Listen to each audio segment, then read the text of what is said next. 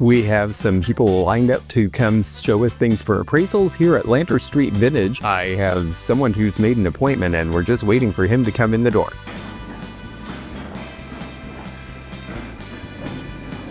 Hello. Good, how are you? Nice to meet you. Hello there, folks. You're welcome to have a seat, relax, and watch, and then we'll get to everybody and see what y'all have. It's actually great that you have one disassembled because it'll make it a little easier to look at some things. How did you get this set? This is my wife's grandma's wedding clock. Wow, this is a wedding present. How wonderful. And her grandmother got it. This May was her 100th birthday. May was her 100th birthday, yeah, so she was born in 1924. That's right. This clock is at least 50 years earlier than that. It has a New York name on the front, but that's the company it was made for. Star and Marcus of New York, but this is actually a French marble clock. In that period of time, a garniture set would be some central element, sometimes a clock, sometimes a figure, a pair of candlesticks on either side, and oftentimes there would also be a pair of vases that went on the end, and you put the whole thing on top of the fireplace. And that was the way that a lot of fancy homes were decorated at that time. These are really beautiful and very interesting with the crosses here and the angels. The base is marble. I am absolutely certain that this piece was originally made in France and not the United States, partly because of the style and the figurals in the base here, some sort of a bronze alloy. And that would have been something that you would have seen a lot in French sculpture of that time as well. I was looking to see if there might even be some attribution to a particular sculptor, and I don't see any. And in the 1870s, which is when I think this was made, France was definitely the place where the best clocks came from. And it's very interesting that it has such a strong religious element. Do you know whether it works? Yes. It does. Okay.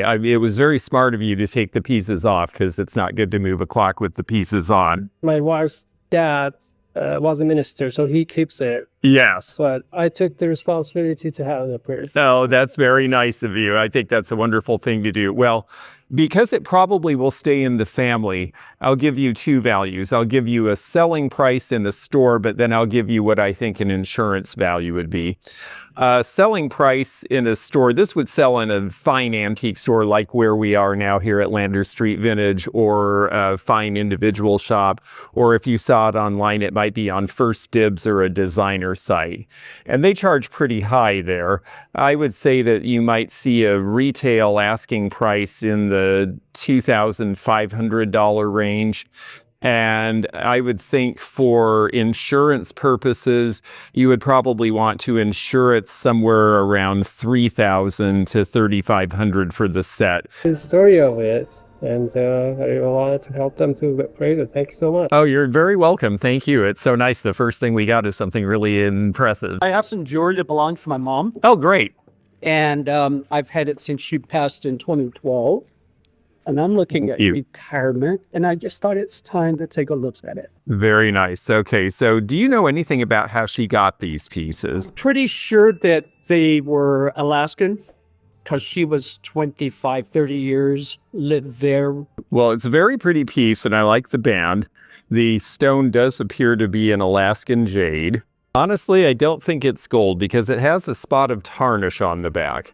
And gold does not tarnish in that manner. So I think it's probably plated. And a lot of Alaskan jade jewelry was gold plate rather than gold. It's a nice piece that's probably worth somewhere in the $75 to $100 range. This is a rather fancy ring. An interesting way, a very 1960s or 70s modernist way of doing a solitaire. Okay, now this one is marked 14 karat, and I believe that is the case. The stone is large and has a lot of inclusions and disturbances on the inside, and that makes me wonder also the unevenness of the surface.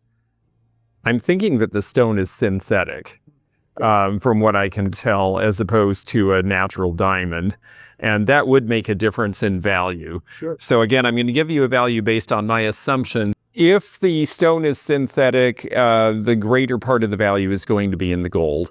And currently, with the price of gold as it is and the weight that I would expect for this, I think you might be looking at a retail value in the $1,000 range. But if the stone turns out to be better than I think, that could be substantially more because it's a large stone. But it certainly has a lot of disturbances. It has wear on the surface. It has a very gray cast to the middle of it. If it is a real diamond, it's not a particularly high-end I one. didn't expect it to be, because Yeah. I kind of saw that it was a little bit dull. You can even tell with the naked eye. Yeah. This is a very handsome ring, this ruby and diamond. It is also marked 14 karat gold. And generally, because I don't have a proper gold tester here, my attributions are based on the marks that we see and what we can tell. A 1960s or 70s modernist design.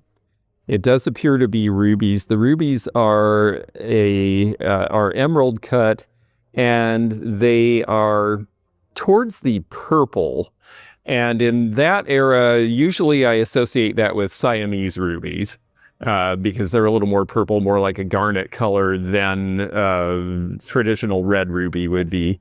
And then the diamonds are diamond chips. And while individually they're not a ton of carat weight, and they don't typically use really high-end diamonds for the small cuts like this, the overall effect of having the pave is where it's not prong set, it's like paver brick. That is actually a really good look for this particular piece, in keeping with what people currently are looking for in jewelry, so that's good. I think that you're probably looking just in materials in the $1,000 range, and I would think that a retail value might be in the $1,200 range potentially on this.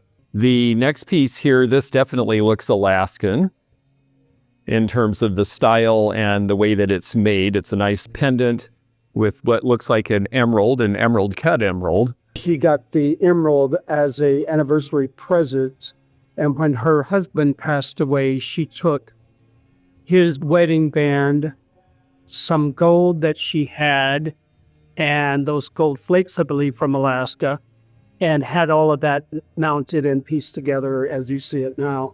Very interesting, yes. And it does look like something that was cast by an individual jeweler. It's good to know that, because I presume that this is gold and probably in the 14 karat range, even though it doesn't have a mark. Sometimes when you have those things melted together, they're reluctant to put a mark because, you know, you might have different carat weights that go together. Materials alone are probably worth somewhere in the $800 range, and I suspect that the piece as a piece of jewelry might sell between that price and $1,000.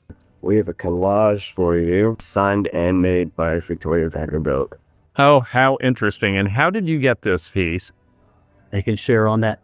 I was visiting the home of the niece of Gloria's personal friend, Jan, as indicated there on the little note to her. The house is being cleared out following her death. And I noticed 3 items that I recognized as relating to Gloria Vanderbilt. And I was able to purchase 2 of them. And this was one of them. They were just sitting on the floor. That's amazing. But I know she wrote the book on collage. Yes, she did. And the voice you're hearing, by the way, is my friend Daniel LaPlante, who I will briefly show, if he doesn't mind, in video.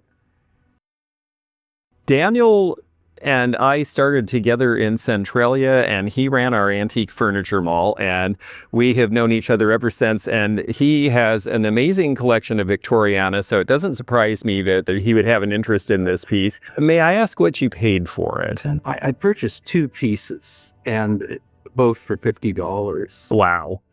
That's quite incredible, really, because first of all, it does have her original signature and a date on it. She is largely to either thank or blame for the designer jean craze in the 1970s. Actually, I think thank, because her originals were really quite good. It was all the knockoffs that got a little out of hand. She is also the mother of Anderson Cooper on CNN, if you folks are news watchers. So a very interesting woman, and there's a picture of her right there. So you can tell this was done for a friend. I'm looking through the loop. That's absolutely an original signature in pen, and it's a very interesting piece to me. Her art is not unheard of. She did a lot of seriographs and limited editions as well as original art. I think this one's more special because it was actually done for a friend and has that to it. Some people prefer that, and some people are less interested in. Some people just want something that is generic and not to anybody because they want to pretend it was made for them, I guess. To me, it makes it more interesting. I think conservatively, your $50 probably somewhere in the range of $1,000 to $1,500 would be a price at which I believe that would at least be an asking price, and I think there's a good chance it would sell in that range too.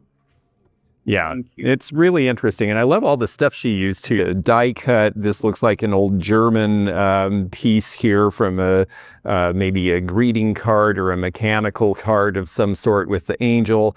This is a Victorian calling card here. This is probably 1920. So a lot of pieces that she thought were special. And even this piece behind it is old. So most of, well, I would say actually all of the pieces used in the collage, they might have been something that she found in some sort of an old scrapbook, or it might have even been something from her family in the form of a scrapbook, and that's what she used to make this. So other than her picture in 1974, everything else in here is true antique, probably 125 years old now. So really a very sweet and interesting piece. Thank you very much. Hi there. I have a little cigar stand. Oh, isn't that interesting? And how'd you get this? I got it at an estate sale. Oh, that's very cool. And yes, it is a pipe stand or for cigar because it's fat enough to use for either. You could put the bowl of the pipe in there if it was the right size, or you'd put the cigar in so it would burn. And it says the Modoc Company, Chester, PA. Interesting. And did you get this at an estate sale around here? Okay. Well, Chester, Pennsylvania is a suburb of Philadelphia. And so the Modoc Company, my curiosity with this is whether this was a firm that just had this sitting in the lobby for people because it was expected you were going to have a pipe or cigar and you needed a little place to rest it while you were visiting them, or whether Modoc might have been a company that made silver plate items. I'm leaning towards the first because most silver plate at that time was made in Connecticut, but it doesn't have a maker name or anything on it. So very quickly, I don't know whether we'll be able to solve that riddle, but let's take a look.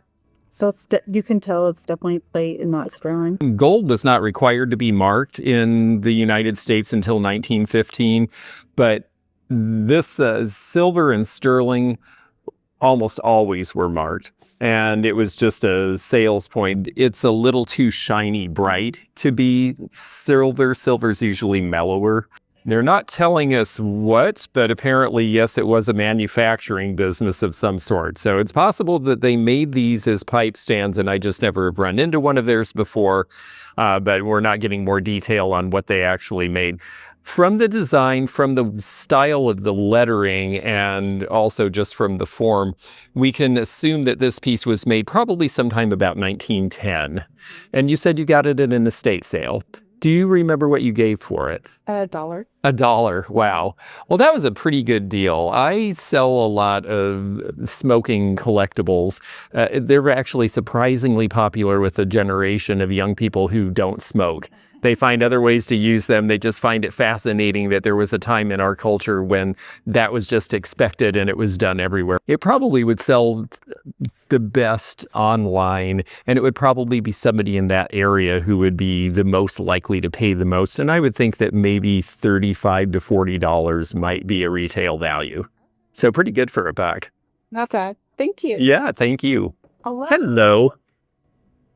I brought a couple things, but I couldn't choose, so I think I've chosen this key. This is a pair, actually. So Oh, we're good. gonna get both things. Yes, let's look at them both together. Very handsome engravings, and we know that they're plate engravings because there's an impression around here where if you see the impression on the outside, that tells us that they used probably copper plate was what was generally used. And so they did this design. It was an original piece of art, and then they have it etched onto a plate, and then they ink the plate and they stamp it and then release. And then afterwards with this, then they color tint all the color in here. So mainly it's just a big black and white outline at first, and then they do the coloration. How did you get these? Estate sale. The original artist is Milton, who did this in the 1700s. And then this is your engraver. That's why there's two signatures on engravings. One is the original artist because they had to give them credit, and one is them taking credit for their work on it. It's French. It's referring to I think those British warships. Yes. So it's a big story about the captain of the ship. It's interesting that they were done in France, but France and England, for whatever difficulties they had with each other, they also had a lot of trade because they're literally 30 miles apart across a channel. Yeah. So when they weren't fighting, they were trading things back and forth. And so they would have done this for the English market. They were not done in 1709. When you see this hand tinting, I see that as early as the late 1700s. And into the 19th century. I mean, I think these frames are probably 1950s, but my guess is that somebody bought them, thought they were worth framing, or they had original frames that had fallen apart, and they decided the thing to do was to reframe them. Exactly. It's good that they're maritime. There's a lot of engravings that don't sell for a lot, but because these are maritime, I think that you might see a retail value around 100 each on them, I would think. What did you get for them at the estate sale? Couple bucks each, yeah. It's the kind of thing a lot of people don't notice at estate sales because they just look and they think, there's lots of stuff that looks like this that was printed in 1950 and it's in a 1950s frame. And unless you're really looking and seeing that impression, you're not thinking, oh, well, this was something that was done with a process that was actually elaborate and somebody put a lot of time into. And then somebody else had to go back and pastel color everything in. So they were complicated. You're very welcome. How did you get the purse? I got it from a thrift store. Oh, that's great. It just goes to show you why shopping at thrift stores and estate sales is a great thing to do. Do you do a lot of vintage fashion and accessories? Yeah. Do you buy and sell, or do you just buy for yourself? I just buy for myself. That's cool. Yeah, I love it. For now. For now, exactly. Yeah, when it outgrows you, then you'll be like us and become a dealer.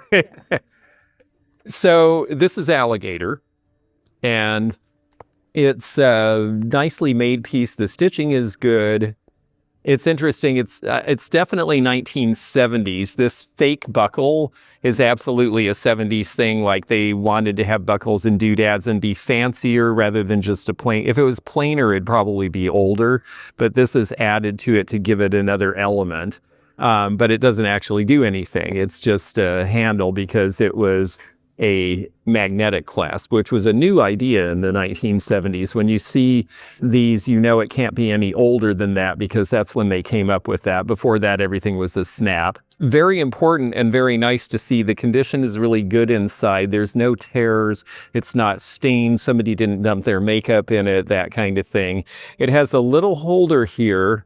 And this makes me think probably close to 1980 because we see it on older pieces, but this particular type of latch is kind of typical of around 1980. It's also got a little bit of a place here for either brushes or pens or that sort of thing. This was a fairly new concept in this time too. So it definitely is telling us its age.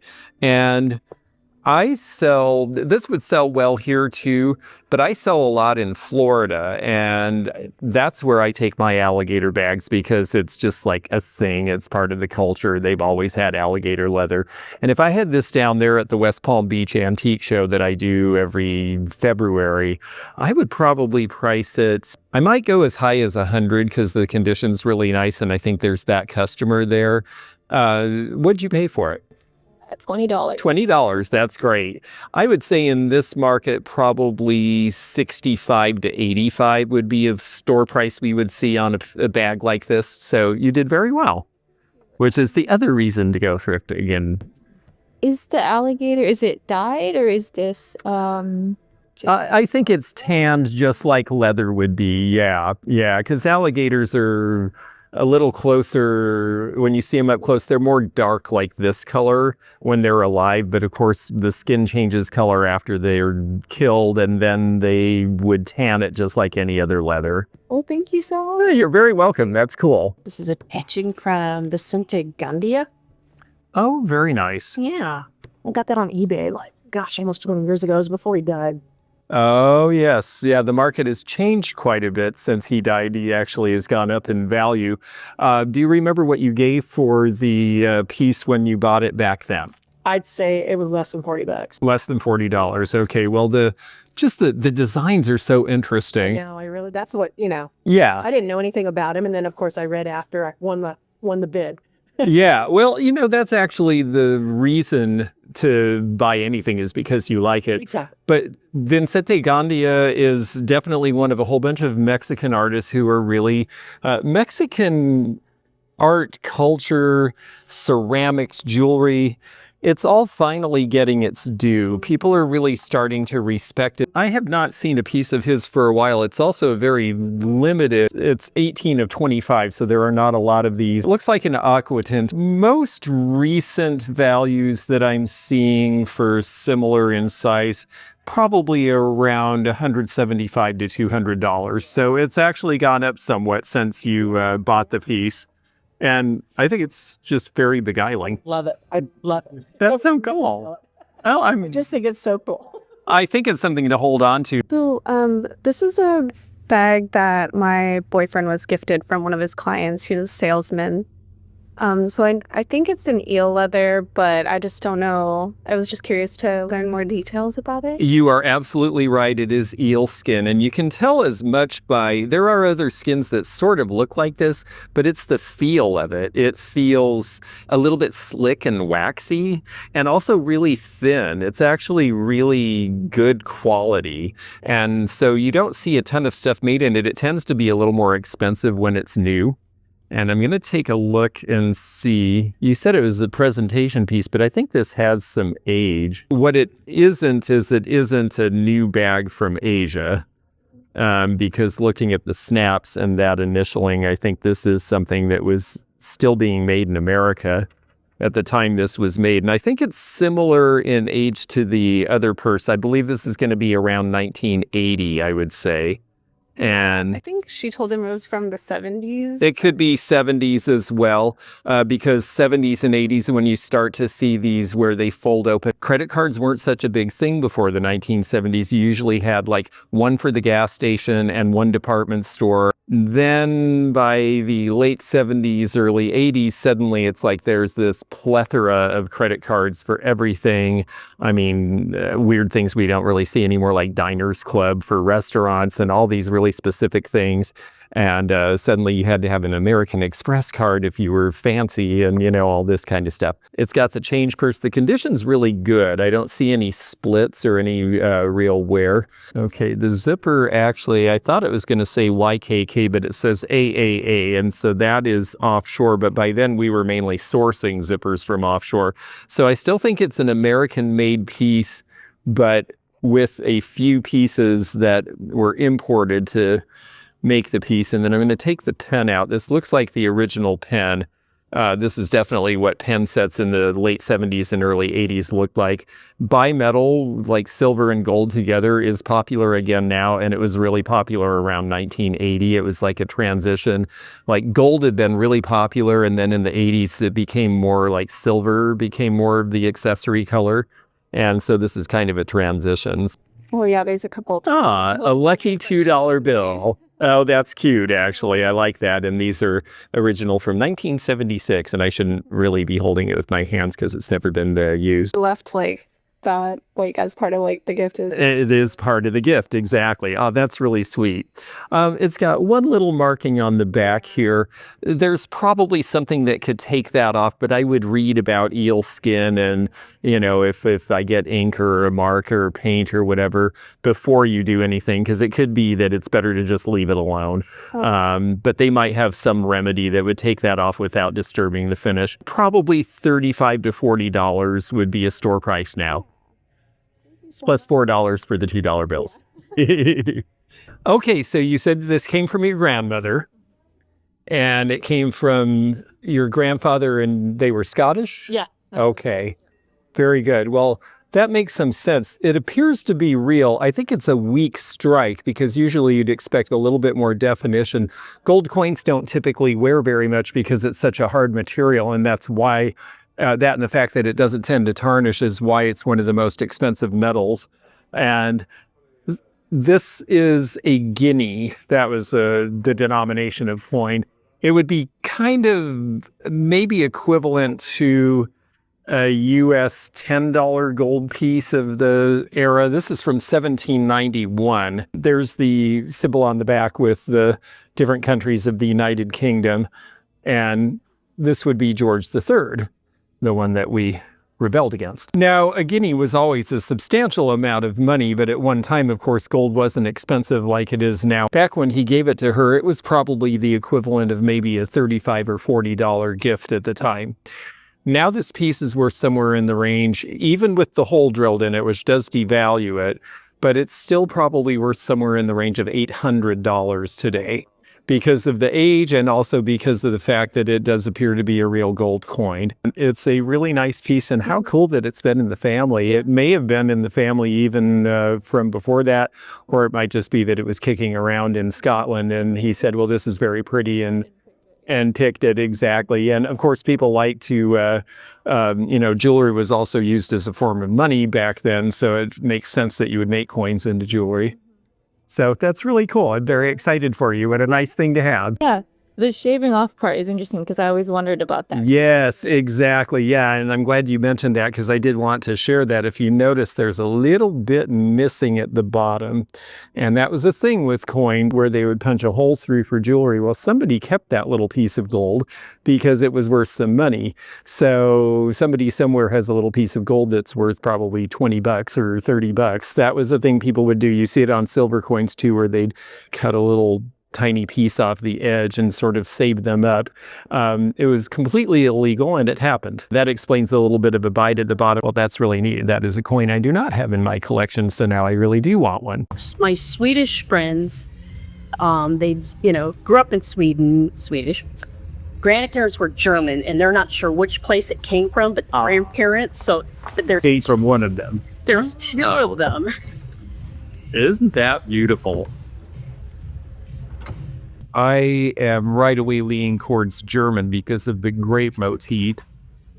They're really well made, and they are silver plate because they, when you look inside especially, you can see the shininess as opposed to sterling. Plus, sterling of this era would definitely have been marked sterling somewhere. Right. But what I find really fascinating is this mechanism. They're well made, but it also feels very delicate, like you would use it, gently. Yeah. But I've never seen that before. Usually it's a thumb top where you actually have to open it this way. So this was something that was kind of upscale for its time. It is lead crystal. It is not cut glass.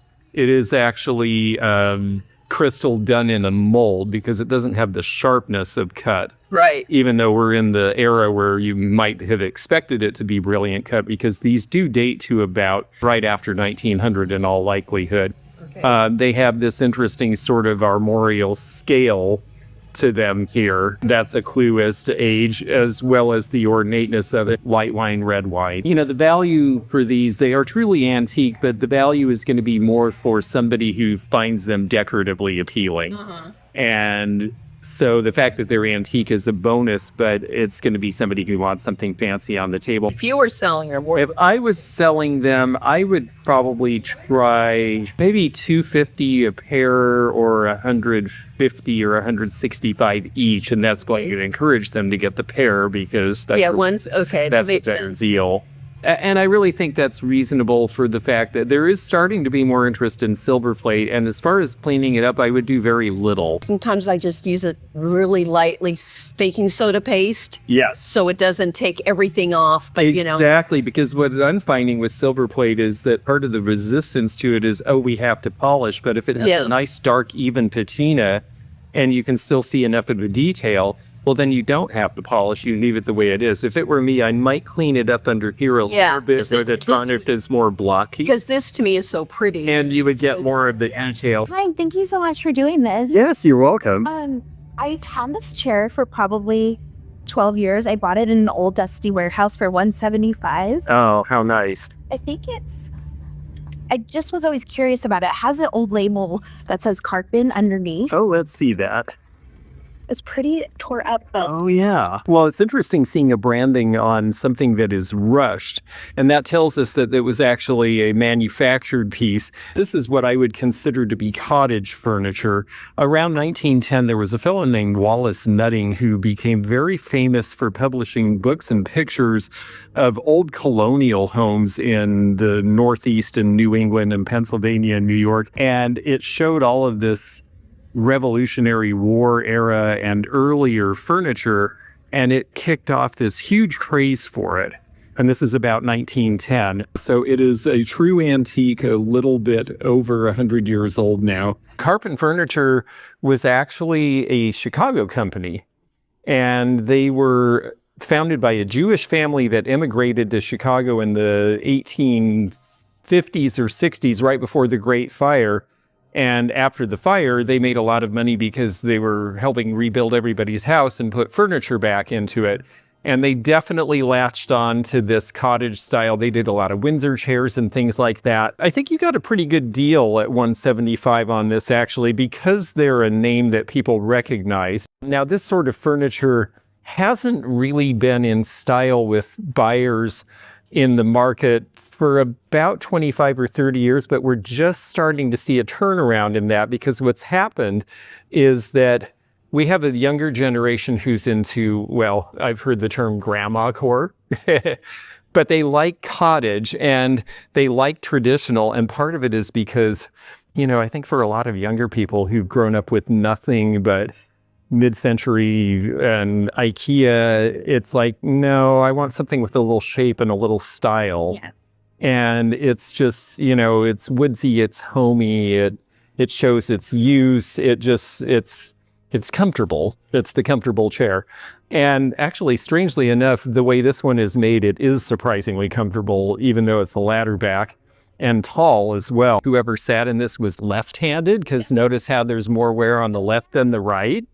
And that's unusual. I like how they just give little clues as to their use. And it's got the patina's a little lighter in the middle where people's backs would have been up against it. So it just tells a story. It's very charming. You know, you paid $175. I think a retail on this in the right place now is probably at least $100 more than that, maybe $275, possibly even $325 in the right place.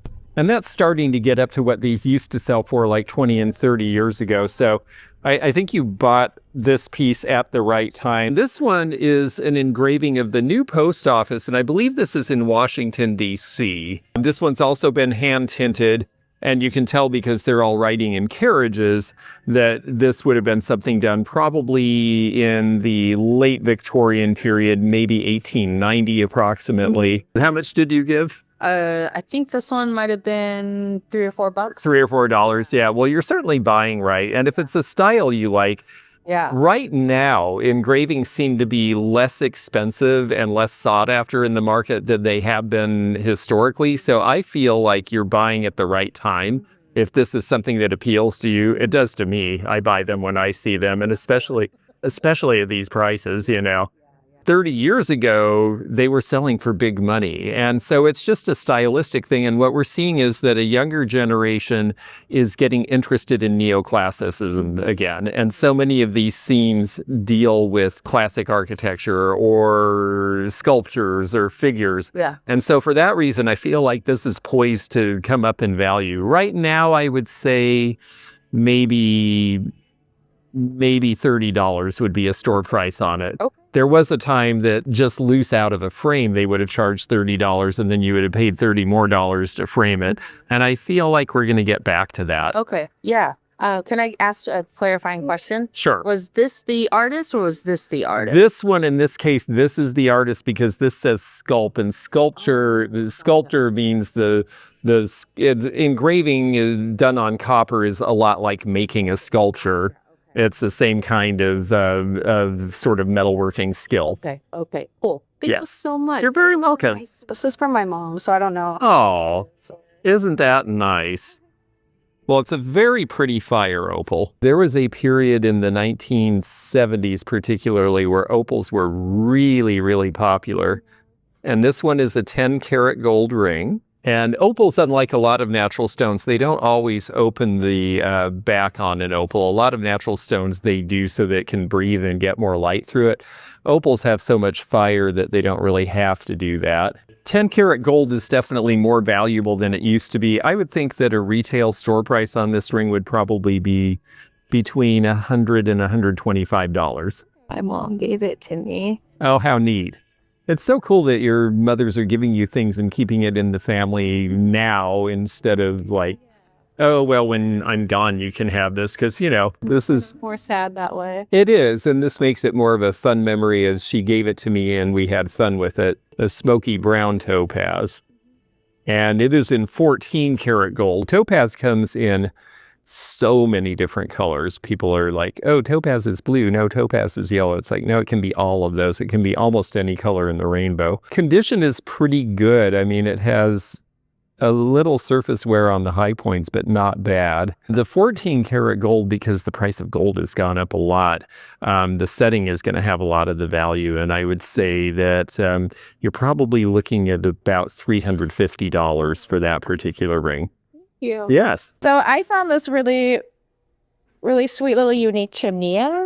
Oh, how fun. Oh my gosh, I love that. Where did you get it and how? I got it at a estate sale last year, and it was like the 50% off day. And so I paid $250 for it. Wow. It's in pieces. So it's got the main piece and then the main chimney piece, and then it's showing one of three of about this big a ceramic. So it could go maybe like 10 feet tall. And the whole thing is ceramic. The whole thing is ceramic, and it's signed by the artist, who I looked up, and it sounds like it was made in Italy between the 30s and the 60s. It looks Italian. It definitely looks 1950s or 60s. There's the signature, which is what we need from Murano, which is interesting because we always think of Murano as a glass making place, but of course, natural gas is used in ceramics as well. Yeah. And so the island of Murano does have ceramic producers, or did. I don't know that they still do. And it's Cureri. Yeah, this is a very good piece, and I'm shocked that somebody didn't know to buy that at an estate sale before it came to 50% off. I was shocked. I had actually just sold at a market myself the weekend before, and I had made like exactly $250. Oh, wow. I was like, this is meant to be. Well, I think so. Giulio Guerrieri is the artist. He died in 1963. This particular piece, because of the style, and wow, look at all the detail. It's just so wonderful. This particular style and shape are going to be typical of 1950s era. I think you could probably date it between about 1950 and 1960. It has this lovely little rack that's made too, and then also has the stand, the original stand made for it too. Just small wall plaques. Yeah. That he did are selling for $1,000 and more. This would probably need to go to a mid-century modern auction or sell in a store like this that's very designer focused on mid-century. I would not be surprised if that wasn't a 5-figure piece. I could see that selling possibly for as much as $8,000 to $10,000 in the right hands, because they just didn't make a lot that size. And it's so complicated in so many pieces and lots of things to break or have chipped or cracked in moving. or gee, this went out of style and I'll just get rid of it. And it was pretty shortly before he was gone. So I can't imagine that there was a lot of production of this piece. I think the reason we're not finding a ready comparable is because I doubt that many have sold at market at all. David Rago in Cincinnati, he's a very well-known ceramic auctioneer. And you could send a picture and ask for a pre-auction estimate, and they would maybe be able to give you a better idea of what they perceive that the value in the marketplace for this kind of a piece is now. Wow. I mean, I'm in love with it. I just, It's terrific, and what a fantastic story to get it so inexpensively. And I can see why you didn't bring it in, because it looks like it's 6 feet tall. That piece you're holding there, I found in a public washer. Nobody contacted me, and I just thought, I'm going to be here. We'll just take a look and see. It's 14 karat white gold. Well, that's a pretty good find. It does appear to be a diamond in the center and surrounded by diamond chips. The diamond chips are not of great quality, but some of them look rather old. I see things that look like they're rose cut. So my guess is that somebody took some other pieces of jewelry that had been in the family and had this made in a new setting. So I think the stones are earlier than the ring itself. Again, it needs to be tested to be sure, but the faceting, it actually has better clarity than the other stone that we saw at the beginning. And then those little diamond chips, yeah, there's definitely a bunch of rose cut and even a few mine cut designs that would have been more typical of jewelry we see from the late 19th and early 20th century when the faceting was done differently. Conservatively $600 to $800 range, and possibly a little bit more depending how good that center stone is. It seems like it has good color and reasonable clarity. It seems like it's a little bit yellow for color. What a wonderful find. So, one of our hobbies is metal detecting. Oh, how fun. And we got an opportunity to go on to a property that was built by the Carkeek family. Oh, how neat. Yeah. Carkeek Park, yeah. Park was, I didn't know it was one of the founding, They were an early family, and they were one of the first to really develop the south side of Queen Anne Hill, and it was a very luxurious neighborhood. We don't see it now because it's all been torn down and it's apartment houses, but it was... The Bartell Drugs were the original houses now. Exactly. But the house was built in the early 1920s. I was told by the owner that let us, come onto the property.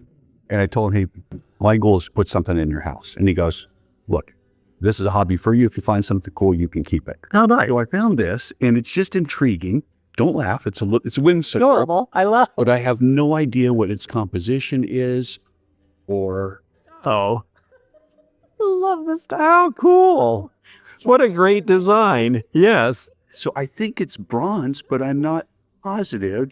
And it's got age, because that's exactly how it came out of the ground. Oh, that's so interesting. I believe it is bronze, and it has a little hole in the bottom where originally it sat on a spindle. I've been over this thing 25 times with a loop, cannot find any marks, and I think it might have been on the base. It's very whimsical. It's really neat looking. The fact that it was done on a little base like that, and the fact that it's a whimsy piece, makes me think that it...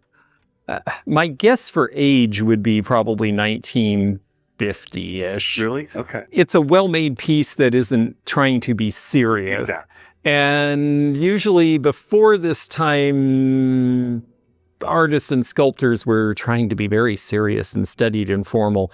And then the mid-20th century came, and all of a sudden it was okay to have fun. And it makes some sense. Right, exactly. And I think that partly had to do with, people went through the Depression and then the horrors of war, and they're just like, let's have fun. And so that is the reason that I feel, also because the level of decay and corrosion isn't greater. So that's my feeling about that. My guess is that in the process of somebody moving in or out of the house that this was dropped, and that's why the base is gone and you didn't find any evidence of that. I doubt that this was something that somebody intended to put in the ground. It's really fun. I can't give it an artist attribution. There's no signature or mark of any sort. There is some chance that it could be somebody who's significant. So my feeling for more scholarship and research would be, if you see a gallery that is doing an exhibition of sculpture made in the Northwest, you might consider looking at that. Another thing you could do is go to the Museum of History and Industry. There was a Northwest Craftsmen's Guild that formed around the time of the World's Fair, and they would put out catalogs. Okay. And I would say Northwest Designer Craftsman, I believe it was called. You might spend some time looking through some of those books and see if you can find something that is similar. At the museum? And the Mohai has those books in their reference library or other similar resources. My guess is that it was something that was made locally, which is why I'm saying that. Without knowing who the maker is, just as a cute, fun piece, I might give it a value of $75 or $85. But if it turns out it is somebody who's significant, then we could be looking at an entire different value range. So I'm sorry I can't tell you more now. You confirm my suspicions that it was bronze. Hello there. Hi. Oh, isn't this nice? How did you get this? So I have this and a companion to it. It was my late husband got these in Argentina. Oh, that one great. too. Oh, wow. Isn't that beautiful? Canvases. And so he was on a backpacking trip in the late 80s, 90s between undergrad and grad school. And he picked these up somewhere in Argentina, somewhere in that time period.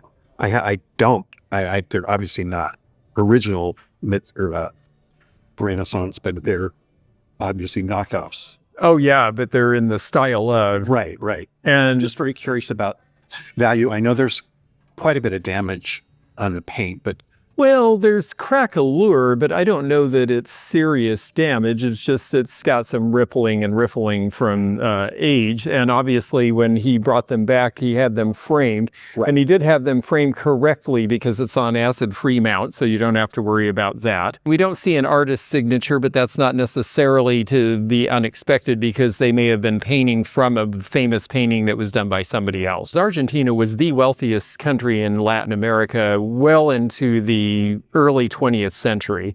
And I think that this piece, looking at the way it's painted and the style for what we can see of it, probably dates back to about 1900. okay. So it does have some pretty good age. And people would commission things like this because there was money to do that sort of thing at the time. And the fact that they had the pair, it doesn't give us a whole lot of clues as to its origin. So really, then we're looking at what is the decorative value. And I think as presented in the frame, they're large, they're interesting, they're painterly, they're pretty well done. $350 each would be an approximate idea for value in a retail setting.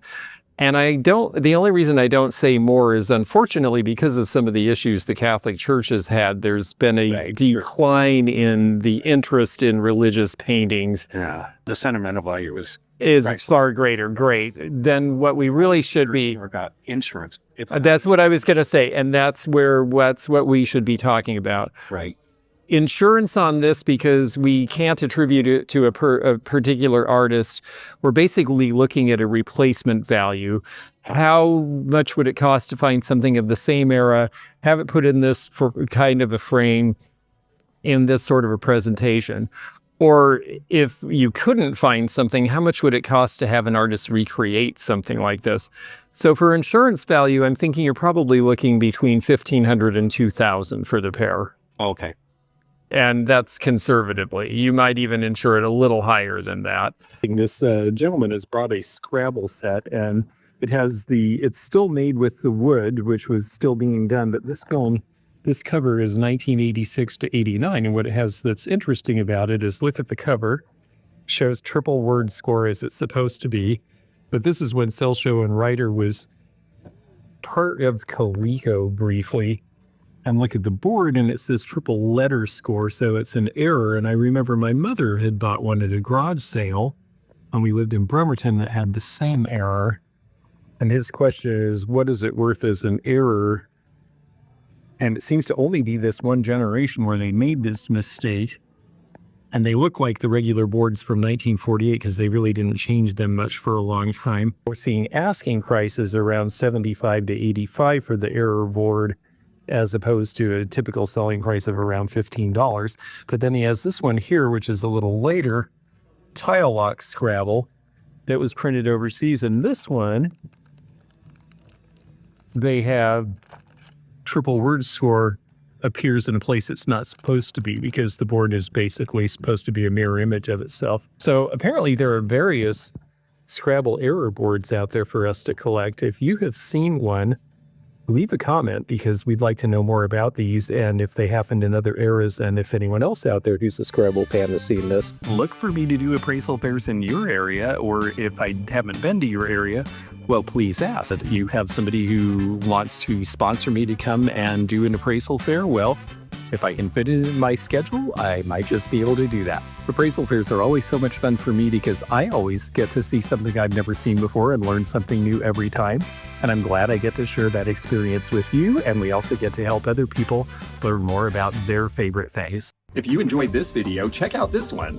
Also, click thumbs up to like this video and check the description for information about our Patreon, our memberships. We've got a lot of different levels with different perks and bonus videos and early content.